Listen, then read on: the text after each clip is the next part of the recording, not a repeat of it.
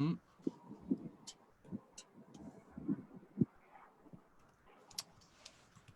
Okay.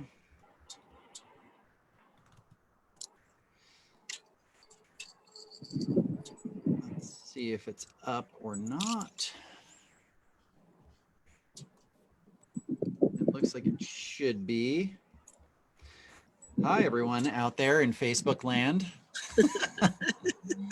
So we appreciate everybody being patient with us. We're working through some technology right now, but we should be able to go here in just a second. If you're seeing this feed, if you could please share this, that would be really, really great. We're going to share this as well. So we're just going to be here for a second, trying to build the audience. If people want to check in the comments and just say, hey, I'm here. It looks like Chris Summer Simmons is here. Great hey, Chris. Yeah, we're all big fans of Chris. So if you want to just check in below and in the comments and just say, hey, I'm here, and we can do a couple of shout outs, and then we'll get rolling in the podcast here in just a minute.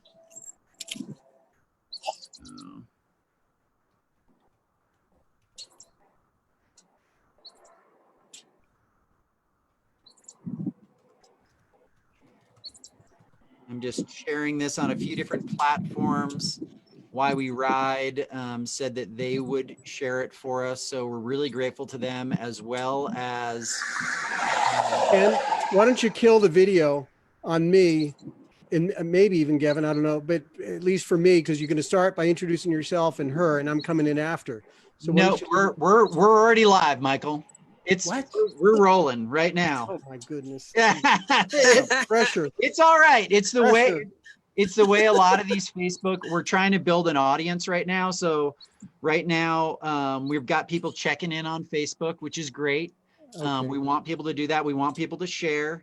So they're doing that. And we really appreciate it. And they completely understand that this is part of the live streaming world now. So our new normal. That's right. So Gevin, you're on the road. Why don't you tell people where you are? Oh my gosh, I'm actually near Pyramid Lake, right off the 5. I'm off of Smoky Bear Road right now, off of the 5 freeway. Wow. Yeah. That's pretty cool. Yeah. I mean, you're in your element. That's what's really cool about it, is you're on your actual motorcycle right now. I am. As a matter of fact, I just got handed a little bit of Big Red just to have a little sip of something. There you go. So, but yeah, I'm out here in it right now. Yeah. We really appreciate everybody tuning in. And we're just building our audience. Like I said, just going to wait a few more minutes, let people come on. Sam Ray is on. Thank you, Sam, for everything you've done. She helped create all the graphics and everything. And I love Sam. She's amazing. Yeah, super. She's been really helpful. So we're going to start here in just a minute. I got one more place to share this to. And anybody else, if you're on, please share this. We want, this is part of, I think it's important that we have this conversation. You know, I think all three of us, I feel a little daunted about this conversation. You're not alone. Yeah, it's a little scary, but I feel like it's really a really important conversation to have. And so that's why we're doing this. So if you feel like this is an important conversation, you want to share it with people on your Facebook page, please do so. I've got one more place to share it to, and then we can start the conversation. Check in if you're there. So I see Chris Summer Simmons, France, Jody Velasquez, Sam, just a bunch of great people. So we really appreciate everyone being on. All right, we're all set. So let's get started. I am more than anything going to do a lot of listening today. This is the Forever Two Wheels podcast, episode 145, I believe. We've had all sorts of guests on here over the years, and this is kind of a special edition. And I'm hoping that it sparks a conversation with people and lets them know that this is an important conversation to have, and it's not always going to be comfortable. And so I invited two people on who, Michael, I mean, he's done our family photos. I've known Michael for a long time.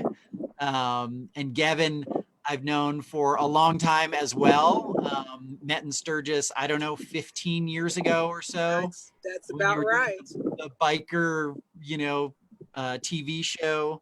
And so I wanted to have a conversation about what's happening in America right now. I wanted to talk about bikers and racism. I want to talk about what that kind of means to each one of us, and I guess I wanted to start by going through each one of our stories.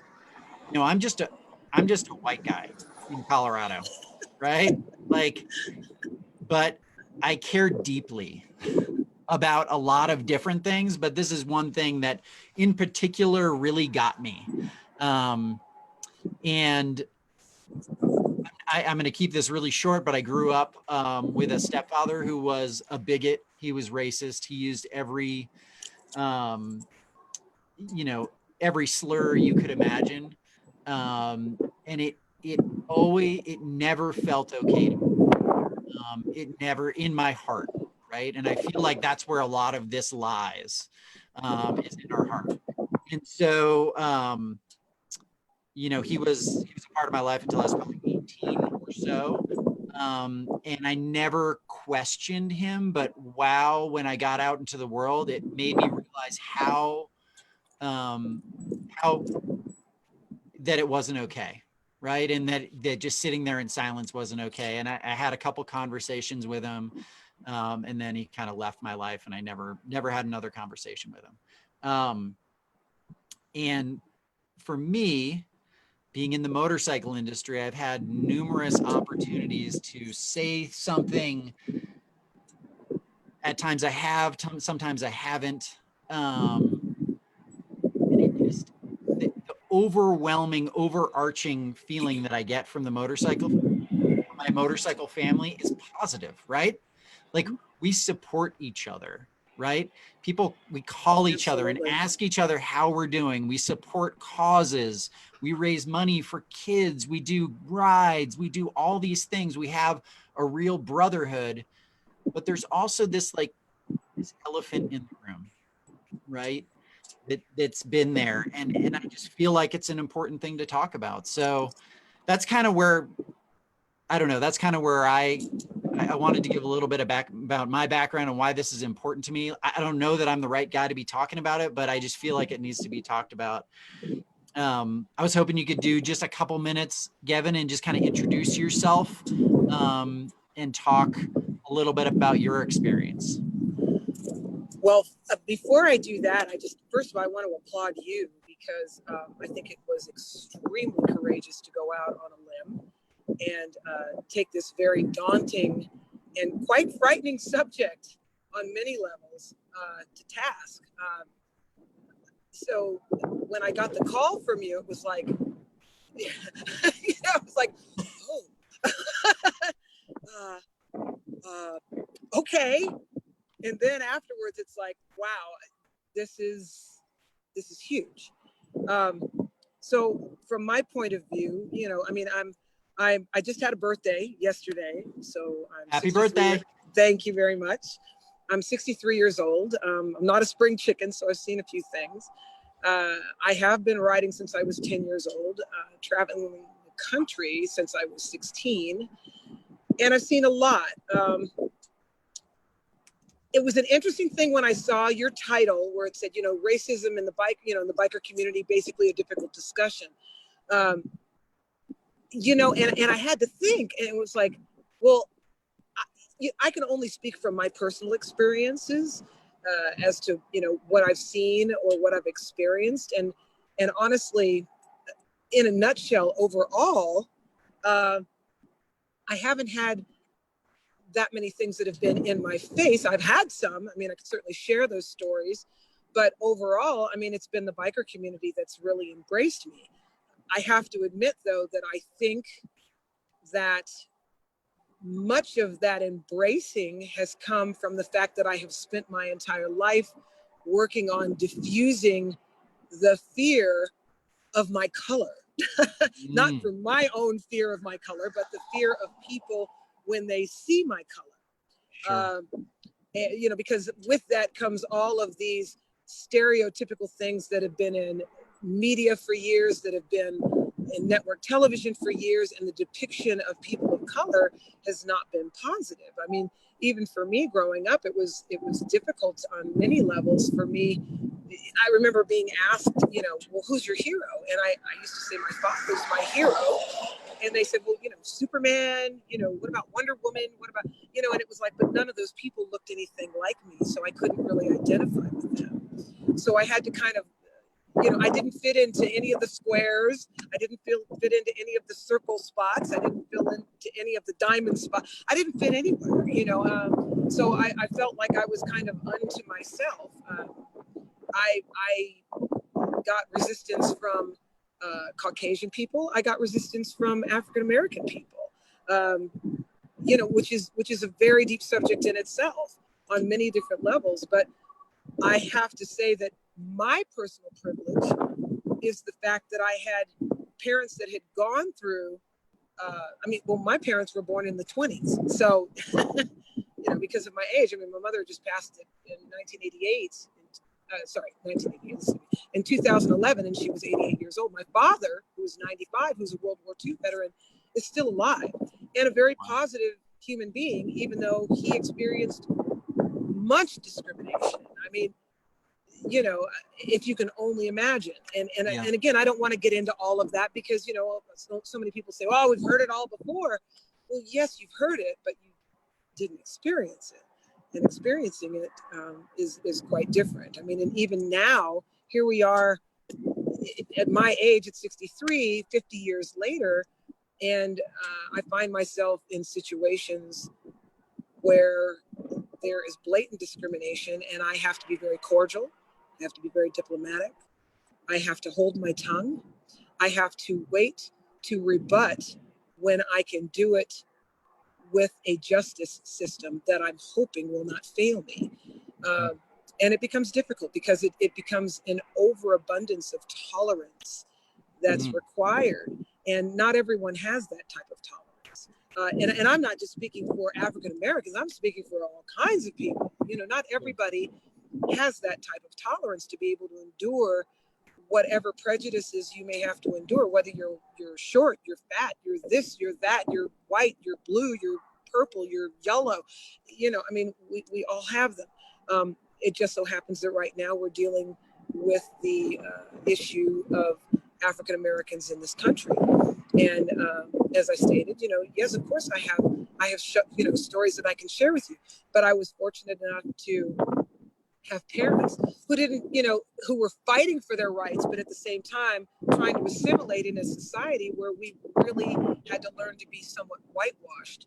I had to learn to speak well, which should be for everyone, but that came with a two-sided sword. I mean, being able to articulate the way that I do became a fear-based situation from my Black brothers and sisters. And I got a lot of flack from them saying, oh, you're trying to be white, or you're trying to be this. And of course, this was many years ago, and those attitudes have changed because our society's changed, but we still have a lot of ways to go. So dealing with those types of things when they arise, like what we're dealing with now, is in fact very daunting, and puts me in a position where I feel, and I had this discussion with Michael earlier, I feel as though many times I have to be a bridge over troubled water with the hope of connecting the two so that we can meld together as human beings and forget the fact that we're this color, we're that color, we're tall, we're short, we're female, we're male, because there is so much divisiveness going on right now, and we as a country, you know, we cannot withstand that. We are a country of all types of people, and I think that it's important that we work together. So when I saw your title, you know, about racism in the biker community, for me, and again, I have to speak only for me, I've always taken it like going in like a happy puppy, because that's how I was raised, is to go in to any, even if it's a hostile situation, with a smile on your face, to diffuse any anger, to diffuse any fear, to diffuse anything that might be slightly prejudiced based on stereotypes that these people have seen prior to meeting me. And in order to try to do that, I have to give them an insight to something other than what they know or have learned from what they've seen or even experienced. You know, it's like I was assaulted by a Caucasian man. That doesn't mean that I'm going to hate every Caucasian man that comes in my proximity, you know.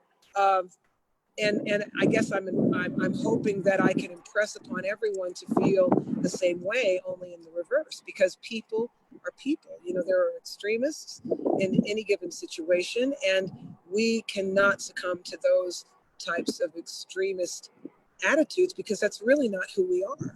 You know, I have found a very kinder America only because I was raised in a situation where my parents taught me to just go for it. And the very first time that I went to Sturgis, I went in 1990. And I honestly believe that I was probably the only Black person there that I saw, at least. And, you know, and to add insult to injury, that's probably a poor choice of words, but I was also female. So I not only saw like no Black people, but for every 150 to 200 great guys, I might have seen one female on her own bike. And, you know, so the times have changed. And even right now, most of my supporters are, I think I shared this with Michael, most of my supporters are out of Texas, and they're predominantly female, you know, which I find those demographics very interesting to look at, you know.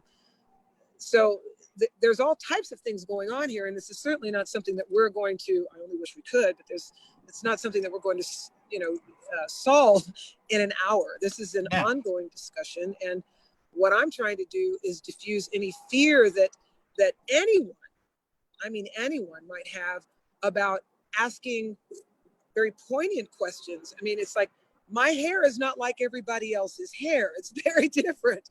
You know, all of these lovely women that have all this what has been deemed as beautiful, long, flowing hair. I don't have that. You know, my hair is very different. My hair is very kinky. I decided to dread it so that I could wash and wear it, because if I didn't do that, I was, you know, chemically processing it so that I could look more white, or at least be able to assimilate into a white community more. Sure. You know, and in doing that, I'm burning my scalp, and it's like, you know, it's just an assault. So, you know, not meaning to digress, but there's those types of things that I've been dealing with over the years of trying to not only fit into a white community or a white world, but also trying to fit into my own community as an African-American female, you know, and still having these other pieces of heritage that are a part of who I am. You know, I don't know if there's even anybody in the United States truly right now that is all one thing or the other. I mean, well, we're all mixed. Yeah, I mean, that's the piece, right? Like that's the thing that makes it so interesting. I think that there can be, we can all come up with all sorts of stereotypes about what people are and what they aren't. You know, I've been, you know, called, you know, all sorts of interesting things, you know, from hippie, liberal, you know, right? Whatever, you know, long haired, blah, blah, blah. I'm not sure why Michael froze, but he did. Oh, there he is. There he is. Yeah, there he is. He's live. But people have no idea that I'm, you know, a hunter and a motorcyclist and like, I'm not one thing, you know, yes, but I am white, right? Like I am white. And so because of that, I can drive around at night I'm not concerned about getting pulled over and having to keep my hands on the steering wheel. Right. I'm not concerned about a lot of the things that, or I can ride my motorcycle. I can maybe even crack the throttle and not be concerned about any sort of real ramifications from that. Right. Yes. And I think that's the place where it gets murky, right? Like It does.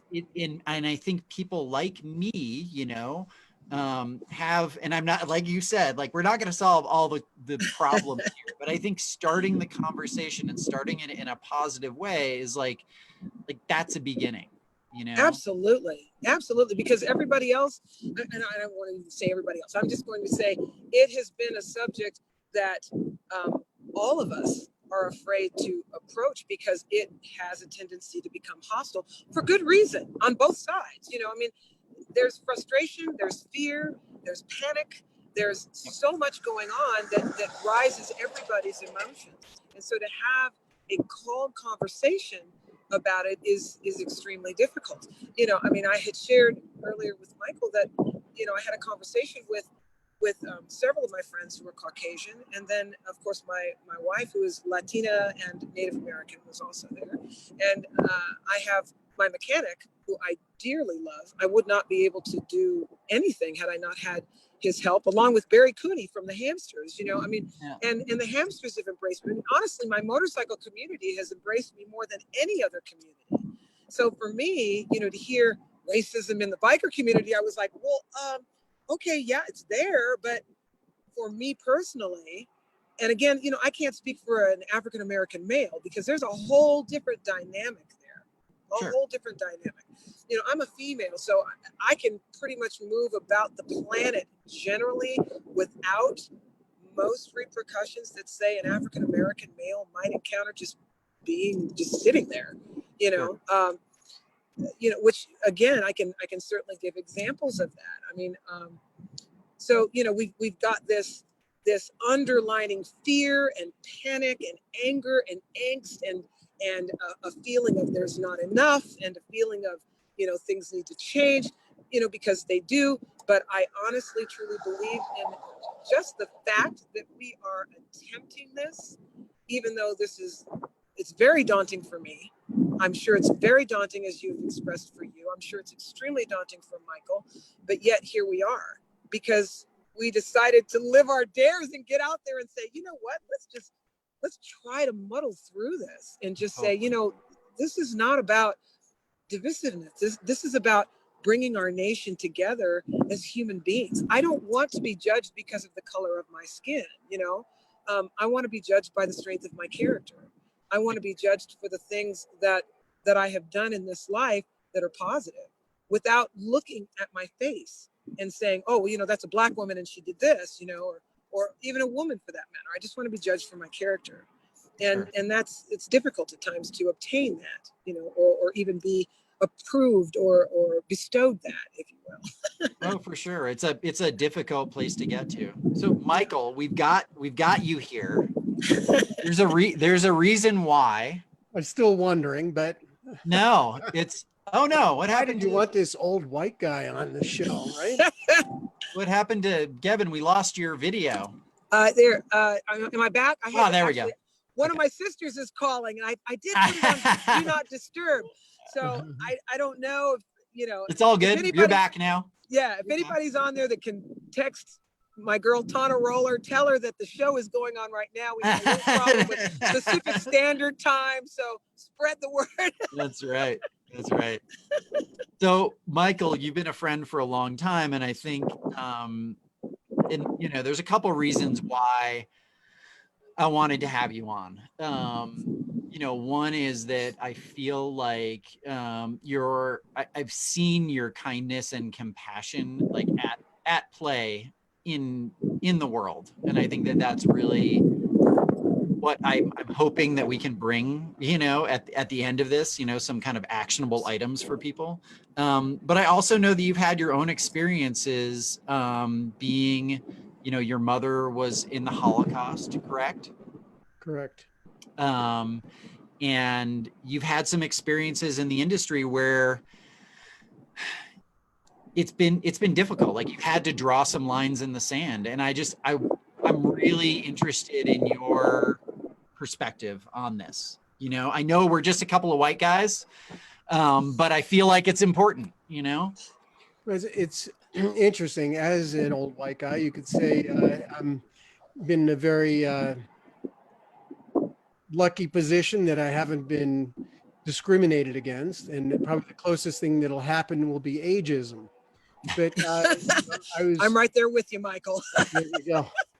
But and it hasn't happened yet. It's going to start soon enough. But I do have a Jewish background. My mother was in Czechoslovakia, and her father was taken away when she was 12 years old, and he was killed in a concentration camp. And she lost her grandmother as well, and a lot of her family. So she really lost a good portion of her family. We had a cousin of hers that just died in Montreal, of her generation, and I mean, his wife was the only surviving person, not a cousin, brother, sister, everybody was killed. So I have that experience I was raised with. And it's interesting because I find now a lot of kids are protected from things that are so negative. But I was raised very conscious of the Holocaust because of that. And my 9th birthday, I celebrated in Czechoslovakia.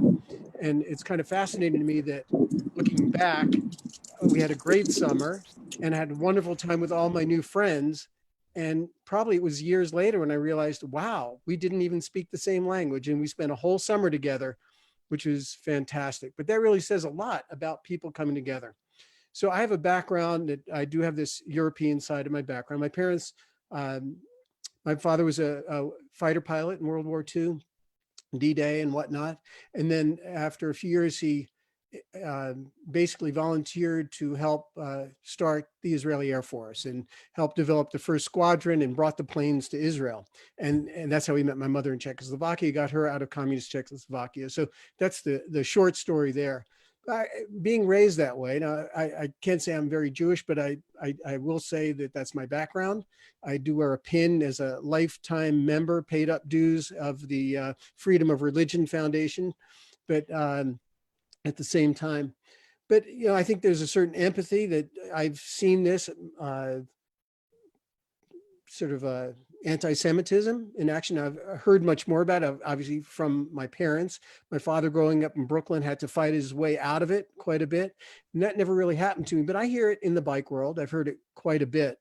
And I'll chime in and say something. I think one story that Ken was referring to is, this was many years ago. This was I believe over 30 years ago, that I had a bike come in from 1,800 miles away. It was pre-internet, so I didn't really see close-up pictures of it. I love the guy's bikes. But it came in and had a swastika on, very prominent on the side of the bike. And I said to the guy, I'm really sorry, but I can't shoot your bike. And it was brought up a difficult conversation. And I've had this conversation with many people about the swastika. And I know people that will defend it to the end. And recently in Nepal, when I was riding, there was one guy that was covered in swastikas, and we had this conversation.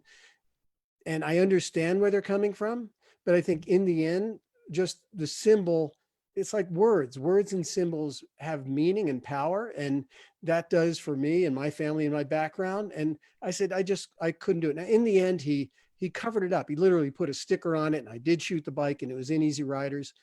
But you know, you kind of, and I said, I'm not saying that another photographer won't shoot it and get it in there, but that's just me personally. I couldn't do it. And that's how that ended up. Then in 2003, I had the pleasure of, I have had these exhibitions. I'm going into my 20th year now of producing an exhibition in Sturgis. And I invited Sugar Bear. And I wasn't real familiar with his work, but he had a reputation, and we talked. And I invited him into my exhibition that year that was at the Journey Museum. And we had some hard conversations about being Black and going to Sturgis and what that was like. And I said, look, I would love for you to come, but I can't guarantee what it's going to be like. I can't guarantee your safety. There's none of that. I don't know. Now, it turns out it worked out phenomenally well. And Sugar Bear is such a character, and now really a resident of Sturgis almost. People expect him to be there, and it's so wonderful. but that's all new. And Gevin as well. And I know Gevin from Sturgis. I think when she first came in, Gevin, when was that film produced? What year? You're going to have to unmute. Gevin, you're going to have to unmute. I think it was 95. There you go. There we go. 1995. Give me back. Yeah, there we go. Yeah, we actually shot it. We shot the Discovery Channel shoot in 1995, but it released in 1996. Yeah. So, And yeah, y'all came to so Sturgis, and it was a big deal. It was really wonderful. And you know, it was like with women. I when I first started seeing women in Sturgis in '82, I remember going to a payphone on Main Street, calling into the office of the editor. I was the only person from these writers saying, "Oh my goodness, I've seen 4 different women riding Harleys. We've got to do a story on women riding." And they came out, and it was called Scooter Vamps, you know, and the same thing with Black people. You know, I want to see more representation, and I was so glad Sugar Bear did come, and I wish we could have more of that. And you say, here we are today creating a dialogue and a conversation. Well, how do we do that? This is so artificial. You know, Gevin is in Southern California. We're here in Colorado, and we're doing this digitally. But wouldn't it be great if we could all be together for real? It's like, you know, I go to Daytona, and I've got a bike week, Black Bike Week starts on Thursday in Daytona. And boy, I go for my soul food dinner every Thursday night. I've got to go there, and I love the feeling and the attitude, but I do wish it was more together. You know, I wish that it was integrated and not so separate. Yes. Because that's the only way things will change, is by pushing it a little bit. That's my Right. that becomes more normal. Well, and I have to agree with you there, and it's interesting because you had mentioned that Sturgis happens on the same time that the roundup happens.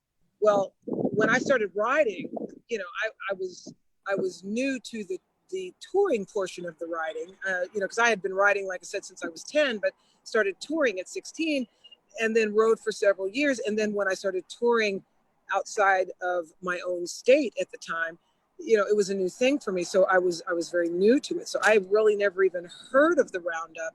I had only heard about Sturgis. And that was probably because of where I was at the time. I'm a native Californian, but in 1971, my parents moved us back to Ohio, the whole family, for a short time, which is a long story, so I'm not going to get into that.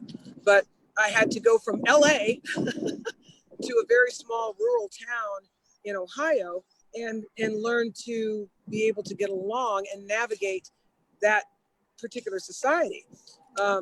So long story short, I ended up going to Sturgis in 1990 for the first time. And there it was that I honestly never saw another African-American person. And I saw probably maybe one female out of every 300, maybe 400 men that I saw. And 9 times out of 10, the female was on the back, and very rarely did I see another female riding her own motorcycle. So it was a bit of a culture shock in that sense.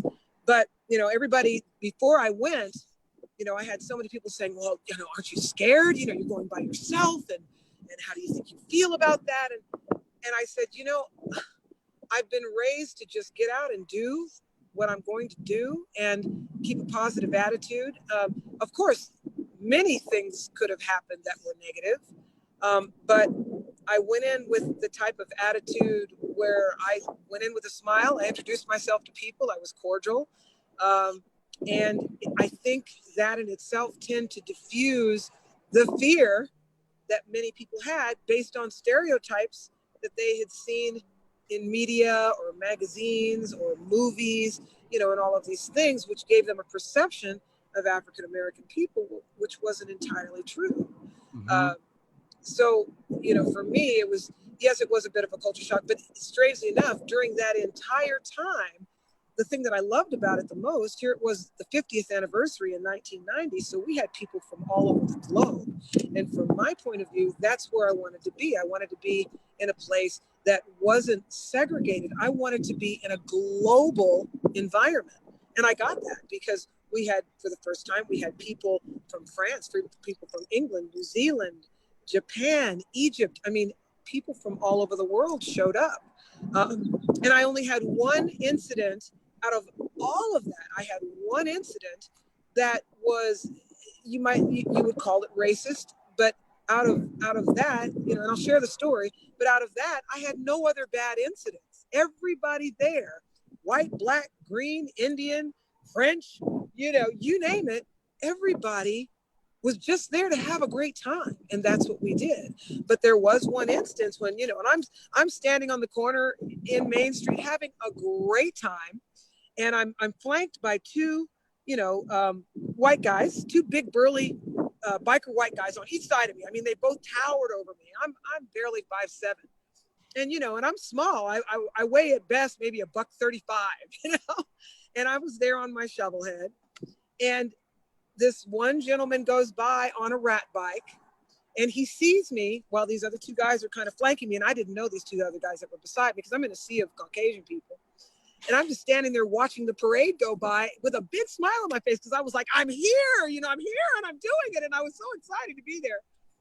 And this one guy sees me and he looks at me, he spits on the ground and he says, fucking nigger, like that. I mean, just yells it at me. The two guys on each side of me were so appalled that he did that because this guy didn't know me. He didn't know who I am. He doesn't know my background. He knows nothing about me, but yet he felt compelled to spit on the ground and then scream an obscenity to me. And these two gentlemen that were on each side of me were like, oh my God, I can't believe he said that. That's terrible. You know, and they were locals. They were from South Dakota. You know, and they were like, we're so sorry. That's an awful thing. Can we buy you a beer? Can we buy you dinner? I mean, and for the rest of the night, they totally took care of me. You know, they totally took care of me. They were lovely. They were wonderful human beings. And I knew, you know, from what my mother taught me when people would yell obscenities like that out to me. And I mean, it's not stopped there. I mean, I've been called a dyke. I've been called, you know, you name it. But she'd always say, you know, don't take it personally. These people are people that have a perception that is ingrained in themselves and they've had no experience with an African-American person. And all your job is to diffuse that in whichever way you can and get them to see that you're just as much human as they are. And that's been my plight ever since, you know, and it doesn't always come through that way. And sometimes it, you know, sometimes I've been in not so nice situations, but both of my parents, my mother's passed away now, but even to this day, all the prejudice that my father experienced, he still has an extremely positive attitude and will walk into any room with all types of people. And by the time he's done, he will know everybody in the room and everybody will know his name. And going, oh yeah, I love Alan Wallace. You know, I know, I love that guy. Because that's just his personality. They would end up, he would almost force them to judge him by his character. And my mother would do the same. And that's been, I apparently have taken that on as my job. That wasn't my intention, but it was what was necessary for me to be able to move about the planet without scaring people with my African-American color. You know? Those people that had not had any type of insight with someone like myself. Or the power of words, because, you know, you think of what a word can mean and also how it can make you feel and the impact of that word. Also, it is a testament to your positivity and your, you know, your outlook on life that you actually referred to this person that went by and called you that name as a gentleman, which I think says a lot too. I mean, that's just your choice of words, but not everybody is. Not everybody would do. Yeah. And then a lot of anger out there, and I think that's understandable. So I mean, it's wonderful that you can have that attitude. Well, again, you know, I have to bring it back to my parents, because my parents were the type of people that both of them were devout Christians in the sense. My father was Southern Baptist. My mother was a devout Catholic. My father's mother was a devout Baptist. And the one thing that she would always say when my father and in his youth might be upset because of his situation and the way he might be treated, she would always say, you know, son, that's not the Christian way. Which forced him to be more tolerant of things that were just in his face. But at the same time, you know, my mother would always say, you know, you have to understand people are fearful, people are frightened. They don't have an experience with someone like you. And all they have to base who you are is on what they've seen, which has been very negative. And then, you know, you throw this other angst in there when you want to create fear, and you're saying, well, you know, you're not getting a job because this person took your job. Well, you know, we're all out here to try to work. You know, we're all just trying to get along. We're all trying to make a living, you know, but the bottom line is we all bleed the same blood. We're all hardworking individuals, and we all want a chance or a turn at life.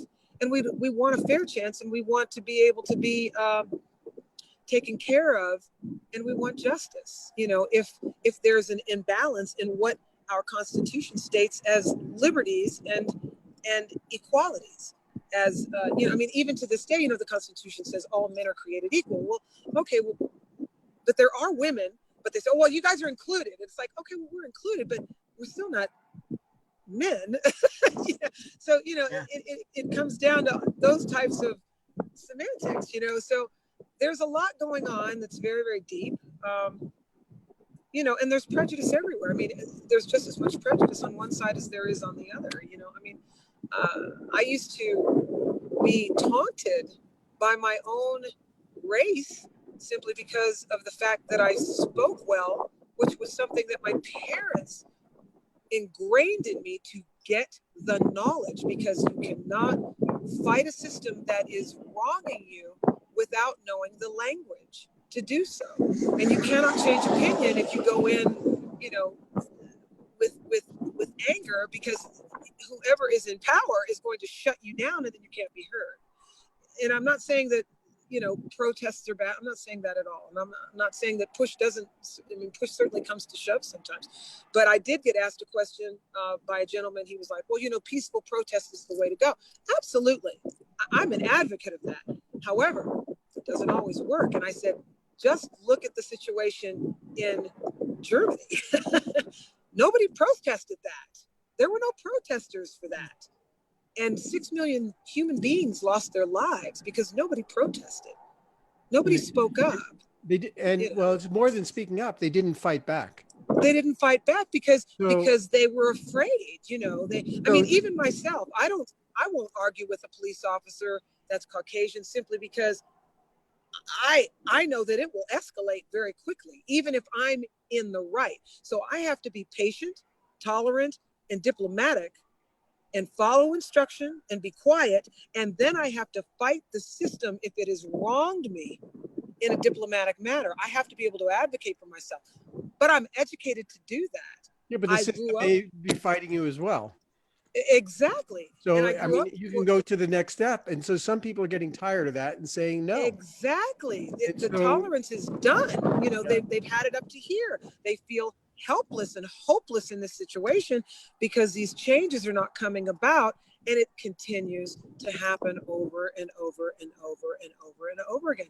And I mean, and even though I'm as positive as I am, you know, I've had my share of some pretty ugly situations and have had to rely on our justice system to balance the scales. And fortunately, because I've been privileged enough with my knowledge, which becomes power, to be able to sit down and have a conversation as opposed to an ugly argument.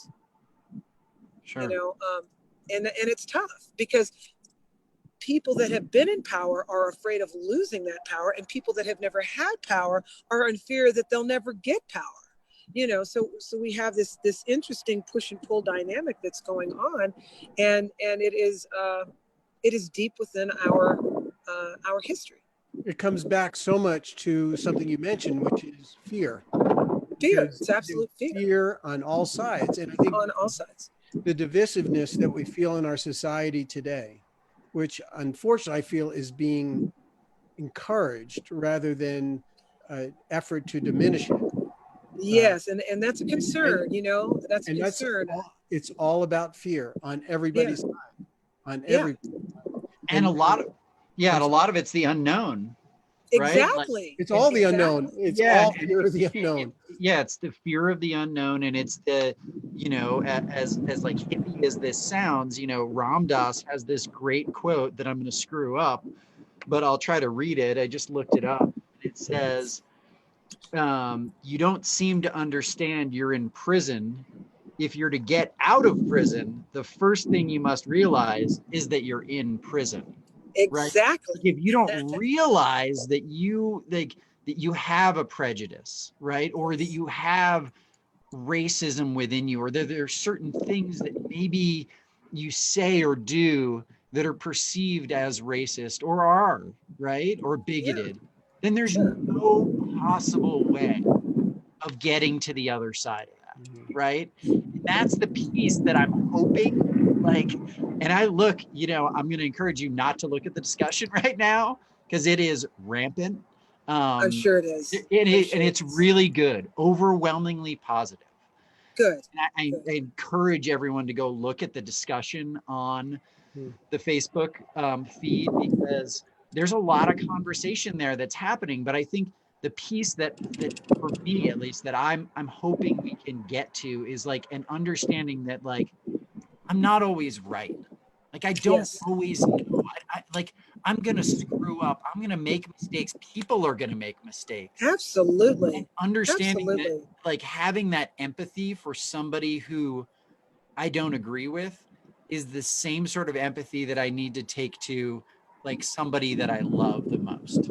Absolutely. Like, that's the thing. And, like, as stupid or as hippie or whatever you want to say, as it sounds, like, love is the answer, right? Like, it truly is. And love and compassion is really the answer, right? Yeah. And you can't get that unless it's interesting because you cannot get that compassion unless you are willing to understand. And if you dissect the word understand, it means basically stepping off of your soapbox and going under whatever the stand is that you have taken. And that means that becomes scary for people, because some people are thinking, well, the minute I do that, I'm just going to get knocked on and I'm never going to get my voice back again, which has happened. I mean, because many of us have been silenced, and I'm not just saying that happens in the Black community. I mean, it happens on all different levels. I mean, we have all had that. It's like I had to explain, there are certain privileges that I had to recognize. I've had the privilege of having extremely progressive thinking parents. Not everybody has that. Sure. Not everybody has a family unit that gets along well. And believe me, my family is not perfect. We have our situations, but at the same time, we have a lot of love in our family, and we have a lot of compassion built on the fact that my grandparents had that same compassion. And it was more like, look, we are all human. We all make mistakes, but, and I've had to break this down for my kids in school. I said, don't be afraid to make the mistake. The mistake is okay. The difference is if you keep making the same mistake. It's like if you're an archer and you're shooting at a target, that's what they call a mistake if you hit the outer rim or you actually miss the target altogether. Well, truthfully, that's all that we're trying to do. We're trying to hit a target and hit the bullseye and then refocus or find a way to aim at the target that is our intention. And I think it comes down to, what is the intention here? And if you take away the fear, I don't think there's a person out there that doesn't intend to find the love in some way, shape, or form, given the opportunity to have insight to something that might frighten them. Mm-hmm. Back to fear. Back to fear. So much of what you're saying is also about self-awareness. I think Ken brought that up. Very true. Knowing where you're coming from, knowing what our limitations are and what our own prejudices are. That's a really difficult thing to understand. I mean, that woman in Central Park last week that called the cops on the bird watcher. Prime example. I don't think she thought she was a racist. Right? No, she truly didn't. She really doesn't perceive herself. But what she doesn't understand is that she used her white privilege and her assumption that the police would come out and believe her. It could have gotten this gentleman killed. Bird watcher. A bird watcher. Yeah. An African-American man who is obviously educated, and he was very calm about asking her to put her dog on the leash in a park where it was required, but yet she felt that she was above the law. I mean, this is no different than I'm an equestrian as well. and I rode with a girlfriend of mine one day, and she didn't realize her privilege, but we came upon a gate, because we ride all through the ridges and the canyons and everything. I mean, and here we are, the two of us on two Arabian thoroughbred horses, and we're riding, and we came to a gate that was down. Well, near the gate was a sign that said no trespassing. She said, well, let's go. And I'm like, there's a sign there that says no trespassing. And she says, so? And I'm like, but it says no trespassing. She says, it's not a problem. I go, no. You don't You've got understand. privilege. Yeah, you've got privilege. And it might be okay if I'm with you, but they're not going to look at me the same way they look at you. And just because you're with me may give rise to a concern or a perception that could be something that we may not be able to back out of later. I said, I'm not going to go down that rail with you because of that. And she looked at me very perplexed, and she said, Gav, she says, I never even thought about it. And I said, I would not have expected you to, because why would you? You're not in my shoes. You've not experienced what I've experienced. You've not experienced walking into a store. I've got a master's degree in education. I'm well educated. I speak well. I'm a citizen that doesn't do crime. But yet when I walk into certain stores, a high-end store, I'll have an undercover detective, follow me around, assuming that I will shoplift simply because of the color of my skin. And I've not even opened my mouth yet, because it's a perception. Or the story you shared. I think this is something that bikers can relate to, because everybody can think about, you're behind a slow car and you're in a pack of bikes, and front bike makes a decision to go around, and you all go around. And you told me the story about when you did that and you were just going the speed limit or 1 mile an hour over because the car was going so slow, and it turned out to be a police car and you got pulled over. Maybe you could finish that story for everybody. Of course, I was with my girlfriends, some of my sisters, and white sisters, I believe, right? My white sisters, and they were rolling with me, and I was running point.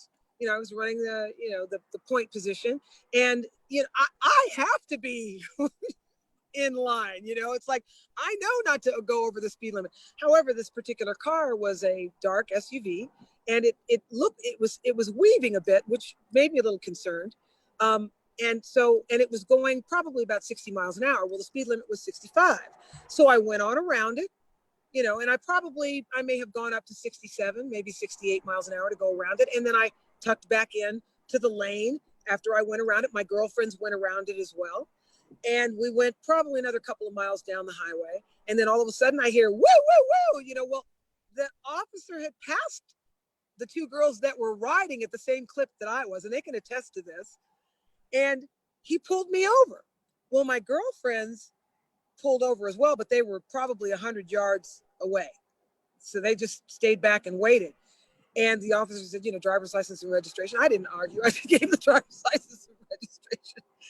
And he said, you were speeding. And I did say, officer, I went around you. I said, because first of all, I didn't know that you were a police car. And second, I didn't even get into the weaving part because I didn't want to go there, But I think you should have said he was drunk, but yeah, I didn't want to go there. But he had another junior officer with him, a younger gentleman who was fully tatted, real nice officer. But you could tell that he was a rookie, and he was riding with the senior officer. And the junior officer, you could clearly tell that he was rather embarrassed that I was even being pulled over, because the officer said, you were speeding, and I didn't rebut. I knew that I had probably gone a mile or two over the speed limit in order to get around him. But then when I tucked back in, I dropped it back down to 65. And my girlfriends who were following me were doing the same. We were just doing a normal clip. And so he took my driver's license registration and came back and said that I was, going 73 miles an hour. And I did tell him, I said, sir, I said that may have very well been the case. I said, I know that I just had my front wheel changed, and I had my gearing changed on my bike. So it may have changed the configuration of my speedometer. So certainly that could have been a possibility. So I wasn't going to argue. I just took the ticket. But the girls behind me had proper speed limits, speedometers. So they knew what we were rolling? And they said we were rolling about 65 miles an hour right on the nose, at which point, we went around him. We were going about 65, 66 miles an hour to go around him. So he gives me the ticket. The other officer is kind of like looking at me, kind of shaking his head and putting his head down going, I can't believe this guy's actually stopped you. And then he went back to my girlfriends who were, like I said, about a little less than 100 yards away, and questioned them, why are you here? And they're like, well, she's our friend and we were all riding together. And he goes, and they said, so why is she being stopped? And he said, well, she was speeding. And one of the other girls spoke up and she goes, but we weren't speeding. We were only going like 65, 66 miles an hour. And we chose to go around you because you were kind of weaving. She brought it up. I didn't say anything, She brought it up. And he said, well, then I'm going to give you tickets too. So he gave them tickets as well, and we ended up with tickets for speeding, and it was like, wow, okay. But, that it doesn't end there. I had the same situation happen again in Sturgis when an officer stopped me, and my other Caucasian girlfriend was riding with me behind me because I was running point. And he pulled me over and he's like, driver's license and registration. And I said, well, sir, why am I being stopped? Because I knew I wasn't speeding. And he said, your handlebars are too high. And I said, oh, okay, but my handlebars are below my shoulders. And I said, I have to admit, I was slumping. My posture wasn't all that great. So I might have appeared to be, lower than my handlebars. So in the interim of that, my other girlfriend, who is a local, okay, and she's a postal worker, she walks up, and she's Caucasian. She walks up and she's like, what's going on? And then she looks at the cop and she goes, I don't remember what his name is. So I'm just going to go, Jeremy, is that you? And he goes, oh, Candy, is that you? And she kind of laughed and she goes, what the fuck? Excuse my language. She goes, what the fuck? And I'm like, oh shit, here we go. Please don't rock the boat at this point. I'm not in an area where I feel real comfortable, and she's like, what's going on? And he says, well, I'm going to give her a ticket for her handlebars. And she goes, what the fuck? She goes, my handlebars are 6 inches taller than hers. If you're going to give her a ticket, you're going to need to give me a ticket too. And he started stumbling all over his words. And she's like, what are you thinking? She literally barked him down until finally he gave me a warning and he let us go. But it's those types of things, it has happened. I've been pulled over because I had my sunglasses on top of my head when I was walking my bike through Main Street when it was so hot and so crowded that none of us could even start our engines, but I didn't have my eye protection on, and I ended up getting searched. And it was right after I had done Biker Women and everybody started recognizing me. So people were snapping pictures of me getting arrested while this guy's going through my whole saddlebags and my purse and everything. And sure, that's on the internet somewhere. Somebody's got a picture of that, right? Somewhere. But I took it with a grain of salt. I just answered his questions, left my stuff all over the place. He got to a point where he finally asked for my purse. Yes, could I have said, you need a warrant for that? Would it have done me any good? Doubt it. Yeah. I just cooperated. And so then he's in my purse and he's like, am I going to get stuck by anything? And at the time, I wasn't a smoker. I wasn't a drinker. I wasn't a drug user. And I said, sir, I don't smoke. I don't drink. I don't use drugs. So no, you're not going to get stuck by a needle in my purse.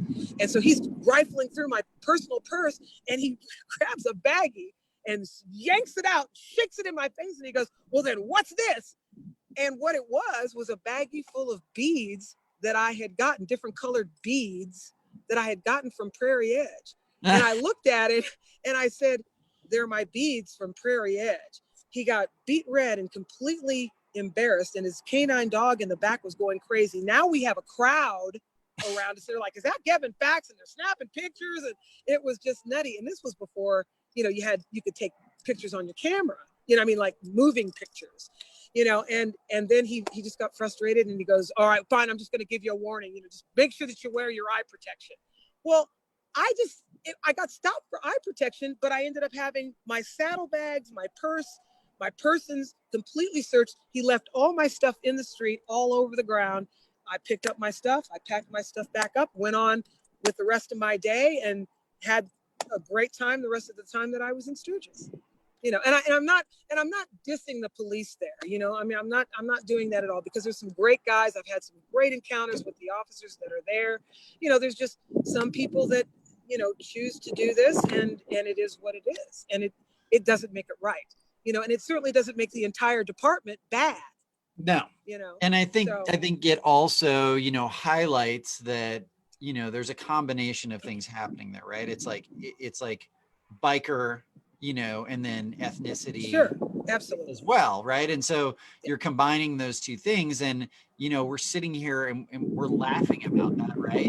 Sure. All of those could have gone terribly wrong.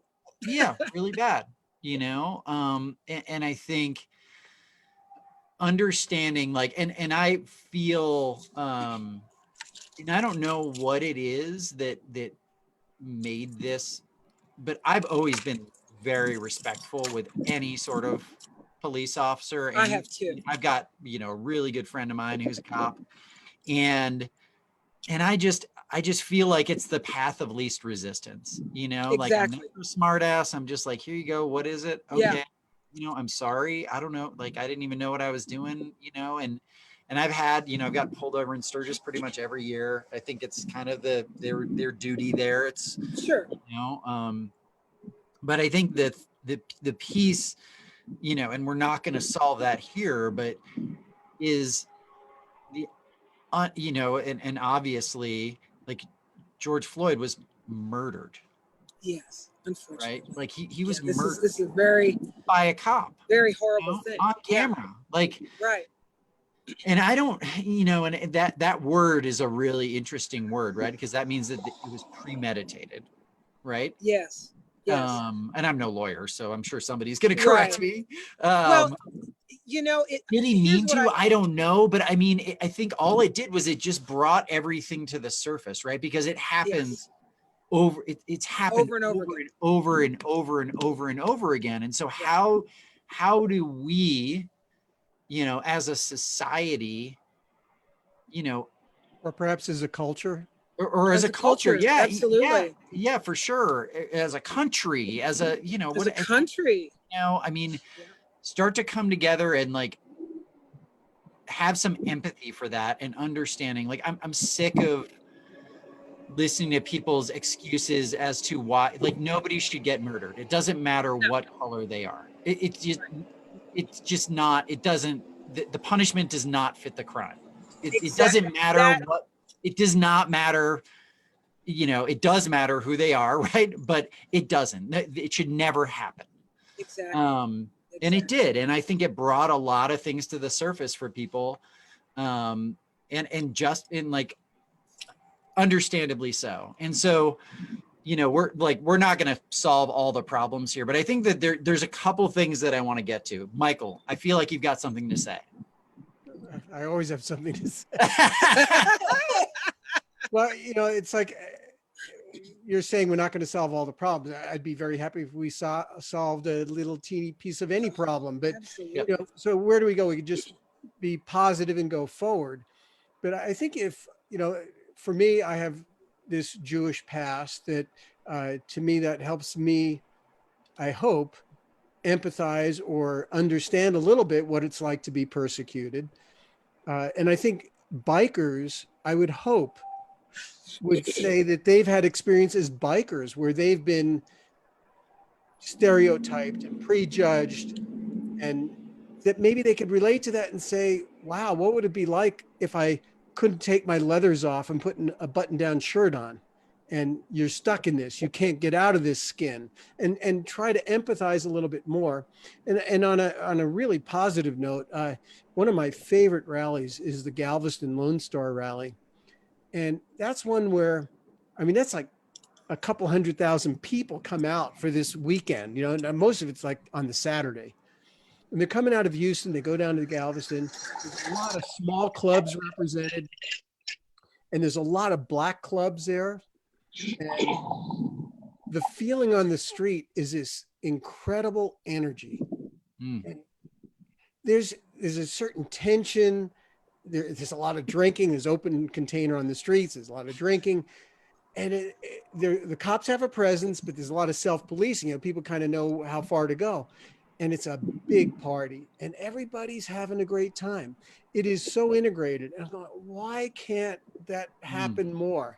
Because if it happens more, we're having this conversation online and it's digital and some people are chiming in, but I think it's about just having real time, having time and presence and being around, sitting with Gevin at some event somewhere, and we're chatting, we get to know each other.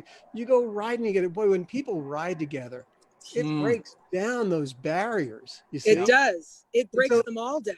I'd love to see that what I see on the Strand in Galveston. I'd like to see that on Main Street in Sturgis. Yeah. I'd like to see it everywhere where we become colorblind and it just becomes we're people, we're bikers, we ride together, we have a good time. We're individuals that could look at each other as human beings and who we are and not based on that skin. And it doesn't happen many places. I've seen it in Cuba. I'd say that's one of the best places for that. But if we could somehow develop this color blindness in that area, it would be wonderful. No, I completely agree. I think, you had asked me about the idea of being able to meld, say, the Roundup as well as Sturgis, because I know that they had moved it in different areas and moved the dates. And it would be a wonderful thing if there would be some way that we could move the date for the Roundup so that it is at the same location as Sturgis, because or not conflicting in time. Not conflicting in time, because that way you don't have to choose one or the other, and I have to bring it back to this, because I was questioned this quite a bit in the sense of, well, how do people treat you? I don't know if I'd go there because there's so many white people, and I said, you really have to be courageous enough to take the dive, and you have to go in with a positive attitude, because that's what I did. Was I afraid of the idea of perhaps the wrong type of people seeing me and then hurting me and dragging me behind a car? Of course that happened. I mean, not happened, but of course that could happen. But I chose to defy that fear and get out there and see the world and see what it was really like. And what I found was I was kind of like Dorothy in Oz. I landed in Oz and I was different, and there's the Munchkins and all these people who I'd never seen, and everything's different. But what I found was that people were far more willing to embrace me than I could have ever imagined. And I would like to see more of that type of courageousness come about, so Quell that your fears. Yeah. Right, quell your fears on both sides. On both sides, Yeah. exactly. Agreed. And just say, hey, let's just have a good time. Because honestly, in my opinion, when you put 1 million people together in one place and you have the teeniest amount of crime like what we have, because there's always crime at Sturgis, but we've got all these people together, and yet we have a very small amount of crime per capita. Correct. To me, that says a lot. Yeah. We've got people from all different walks of life, all converging on an area for one thing: our love of motorcycles. Our love of motorcycles. And, because that's what it's about for me. And I wasn't about to let anything stop me from enjoying that. And so, yes, did I put myself in a situation that could have been potentially dangerous? Well, it's dangerous to walk outside of your house. It's dangerous to go for a walk. You could be hit. I had one of my students' mother was killed when she was walking her dogs. She happened to step off of a curb, and another lady with an SUV rounded the curb and killed her. I mean, you never know. You never know. So there comes a point when you have to be you have to know that you are enough, and you can get out into the world, and if you have the right attitude, you'll be okay. And there still may be these isolated incidents. That's not going to say that this is not going to happen, but it happens in all walks of life. It's not just, black on white or brown on black or Jewish on Catholic or, Palestinian. I mean, it's everywhere. But I feel like if we would just lay down our arms long enough to say, hey, I have a dog. Do you have a dog? Exactly. I've got a what's in boxer. common. Do you have a Yeah. boxer? The Yeah, commonality. and I mean, I think that's a piece that's really interesting, right? Is that we all have these different experiences, right? We ride different bikes, and I feel like we get on these like teams, like, I'm team blah blah blah, whatever football team or political team or and we get these narrow minds, right? And instead it's like, guess what? There's great people on all sides, right? Absolutely. People they're doing their best. And the one thing that I will say that and I think that this is really a good, I think this is really good. So Michael, you said something about being colorblind, right? And I understand the sentiment of it. I don't agree with it.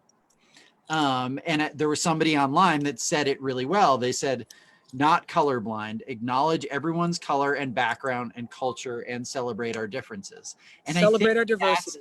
And I think that's the piece where I know what you're saying. Like, I understand that you're saying, like, we just treat everyone the same, right?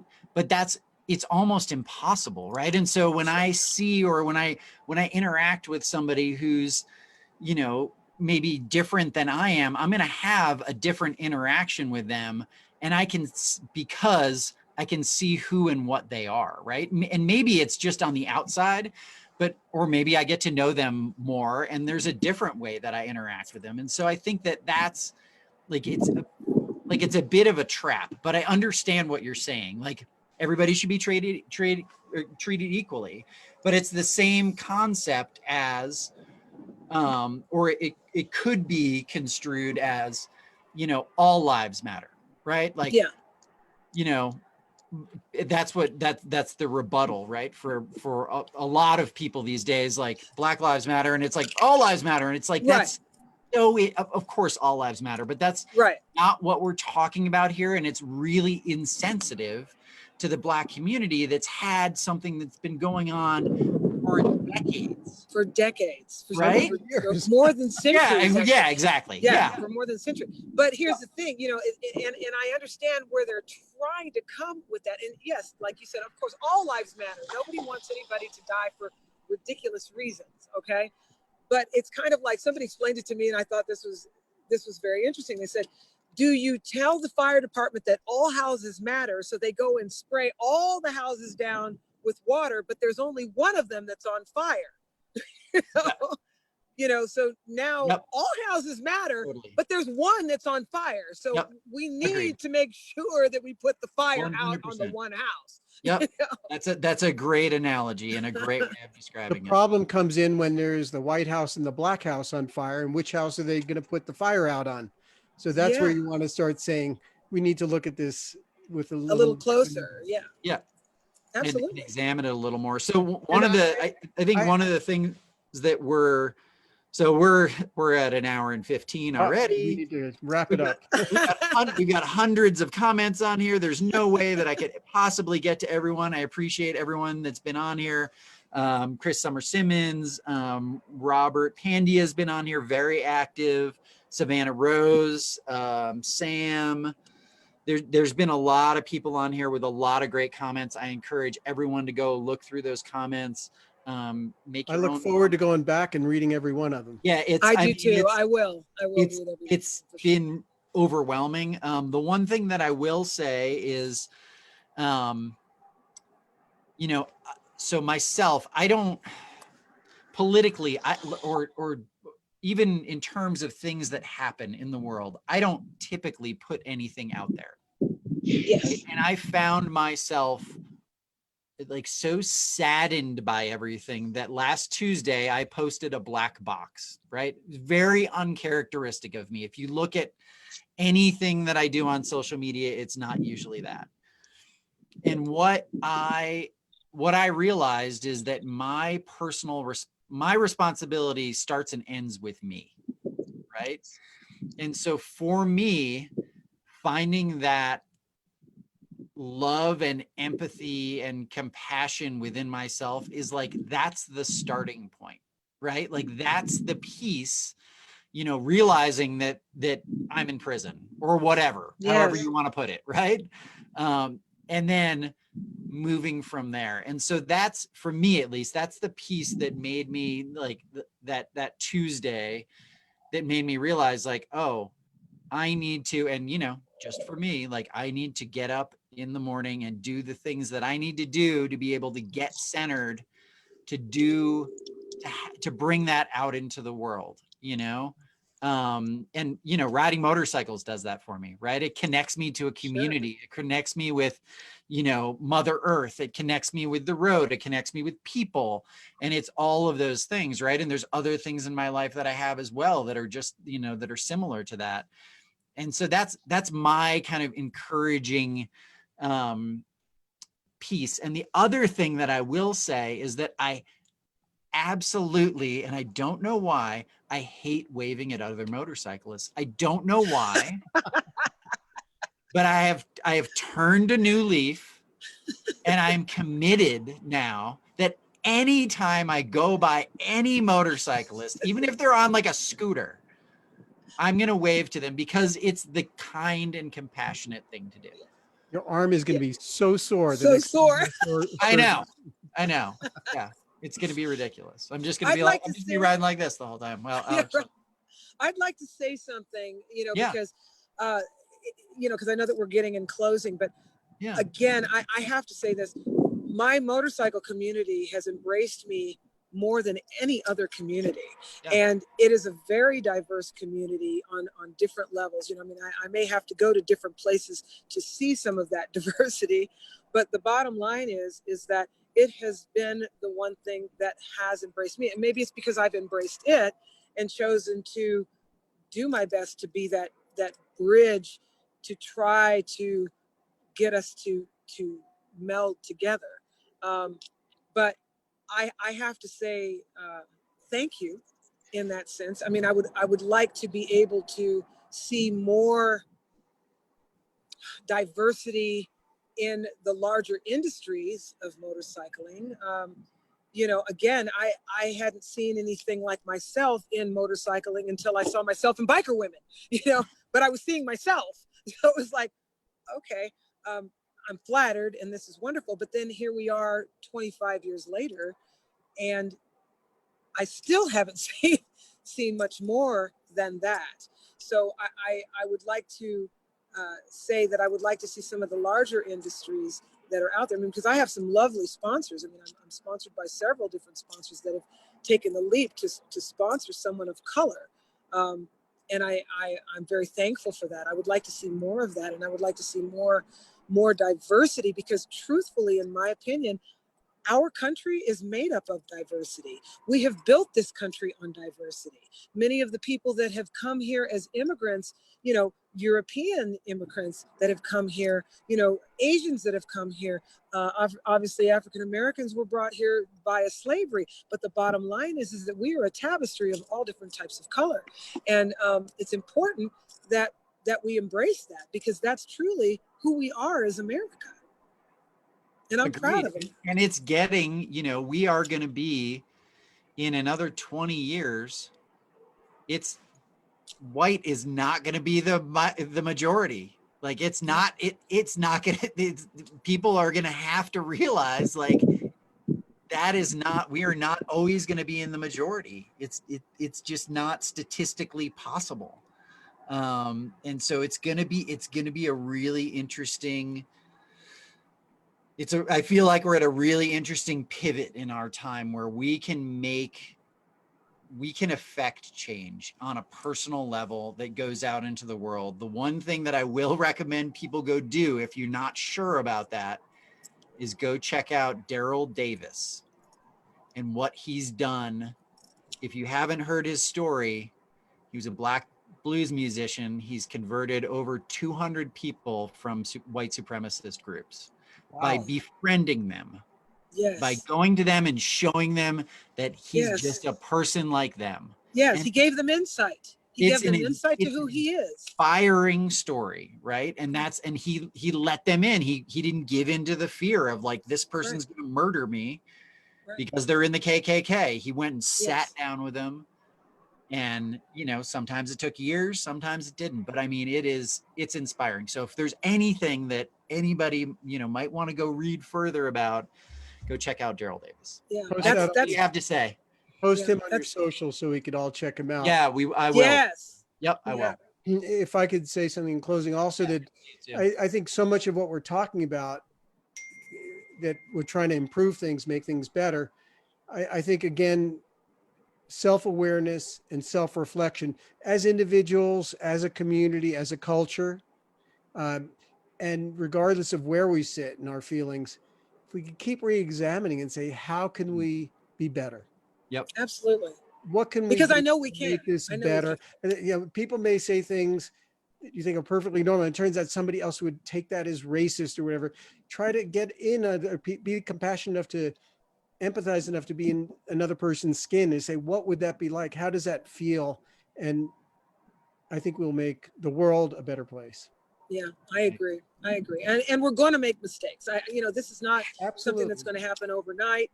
But I think that just the fact that we decided to just have this conversation, it's moving in a positive direction, because the intention of people in general is not to hate. You Yeah. know, each of us has mothers, daughters, sisters, brothers, fathers.